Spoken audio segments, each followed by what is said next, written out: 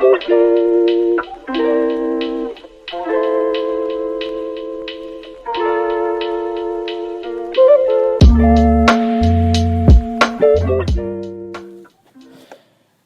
the Kenyan police thugs out of Haiti. Imperialists are assembling yet another proxy force to do their dirty work for them in the oppressed world. Ever since the small Caribbean island of Haiti shook off its chains in the successful slave revolt of 1791, it has had to fight tooth and nail to cling on to every shred of its independence. In order to pay compensation to the former slave owners for the loss of their possessions, the new republic was saddled with enormous debt held by French banks, a start which set a pattern of indebtedness for the new republic that would later serve as the foundation of classic colonial and neo-colonial domination.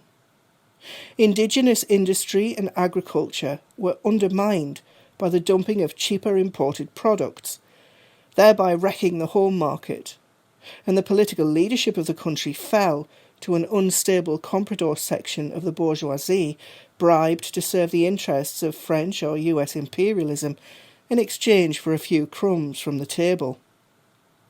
Direct and indirect colonial control. The combination of economic instability and political venality has condemned the Haitian masses to a precarious existence for 2 centuries, punctuated every once in a while by the arrival of one or another saviour come to rescue the country from chaos. This is the purest colonial arrogance and an insult to Haiti's dignity and independence. Every new intervention to assist the Haitian people has ended up by further weakening the authority of its government, increasing its debt dependency, multiplying imperialist-backed NGOs, and further demoralising its people. This was the case in the periods of direct occupation by the USA, such as those which occurred from 1915 to 1934, and again from 1994 to 2004. Such was also the case between 2005 and 2017, when Brazil led another consortium, the UN-sponsored MINUSTA mission, United Nations Stabilization Mission in Haiti, whose effects on the country were catastrophic for the people. One of the commanders running MINUSTA, General Augusto Heleno, later showed his true colours when he popped up as a minister in Jair Bolsonaro's ultra-right-wing government.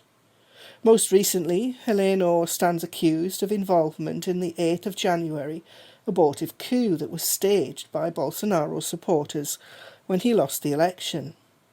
And this reactionary anti-democrat was supposedly helping Haiti secure democracy. MINUSTA certainly left its mark on Haiti, though not in the way intended.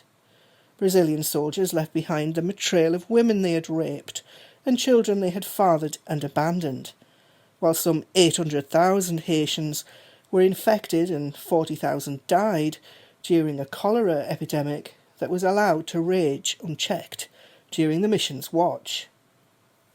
The disease had been carried into the country by Nepalese soldiers who formed a part of MINUSTA's forces, soldiers whose health status was unchecked when they landed in Haiti, despite the fact that a virulent cholera epidemic was raging in Nepal at the time.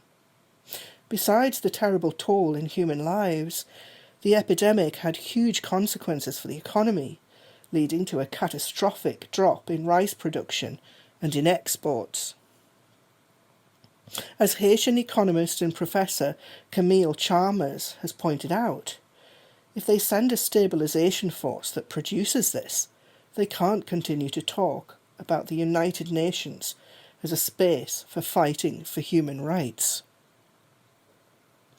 Kenyan proxies prepare to continue imperialists' dirty work. Now, as the country reels from a succession of natural disasters, earthquakes, mudslides, economic collapse, half of all Haitians don't get enough to eat, with a quarter of its children chronically malnourished, and social chaos, the country's previous leader was assassinated, and rival armed gangs terrorised the people at will. The latest saviours, i.e. imperialist proxy forces, now packing their bags for the Caribbean, are members of the Kenyan police force. This armed contingent of the Nairobi Constabulary, in practical effect soldiers, is to be sent to Haiti to head up an international team tasked with neutralising the armed gangs, protecting civilians and bringing peace, security and order to Haiti's streets. The competence of the Kenyan police to restore said peace and harmony anywhere may be determined by the recent findings of Amnesty International. In an open letter to the United Nations Security Council in August, Amnesty International said it was concerned about the plan due to the Kenyan police's record of responding using excessive and unnecessary force. The organisation said it had documented more than 30 cases of Kenyan police officers killing protesters through shootings and tear gas suffocation during various protests this year.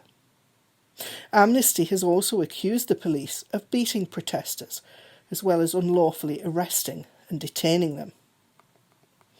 It is interesting to see how the former British colony of Kenya is now functioning as a security hub for Anglo-American armed interventions. Britain has recently beefed up its own armed presence in Kenya, in 2020 opening a £70 million facility said to be a vital hub where British soldiers prepare for operations around the globe. Britain currently has around 230 acknowledged military personnel based permanently in the African country, with thousands more visiting every year to take part in joint exercises. The USA has already promised £82 million towards the Haiti adventure, relieved that it has managed to persuade Kenya to act as a proxy in the affair, so malodorous is the memory of earlier direct US meddling. But the hand of the USA rests heavy on the shoulder. US Defence Secretary Lloyd Austin has signed a 5-year deal with Kenyan Defence Minister Aden Duale, under which Washington will supply money, weapons and training to enable Kenya to work as a US proxy in Africa and Latin America. The Communist Party of Kenya has responded to the proposed expedition to Haiti. Quote, "The Communist Party of Kenya demands that the Kenya Kwanza government rescind their proposal to send 1,000 police to Haiti, while calling on the Kenyan people to join the Haitian masses and popular progressive forces worldwide in opposing the intervention, continued occupation and neo-colonial governance of Haiti by the core group and the UN." Unquote. The USA doesn't give a damn about the welfare or security of the Haitian masses, just so long as it can go on looting the country's resources and preserving US hegemony. What bothers Washington is that if things get beyond a certain point, the Haitian masses may enter the fray, with incalculable consequences. The USA should not forget that Haiti was born out of a heroic revolt against slavery, and that such origins cannot but leave an indelible imprint.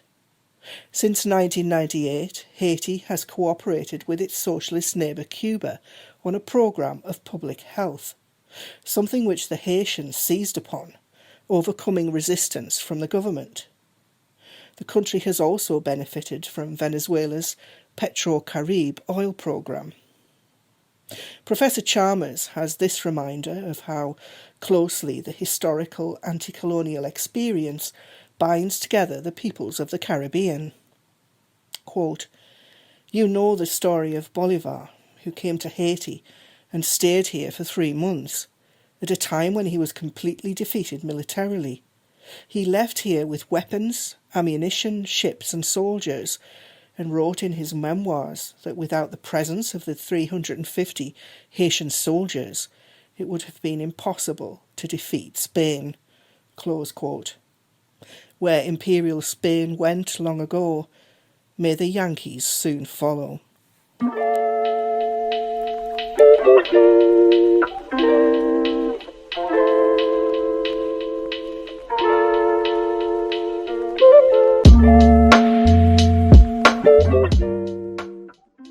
Thanks for listening to Proletarian Radio.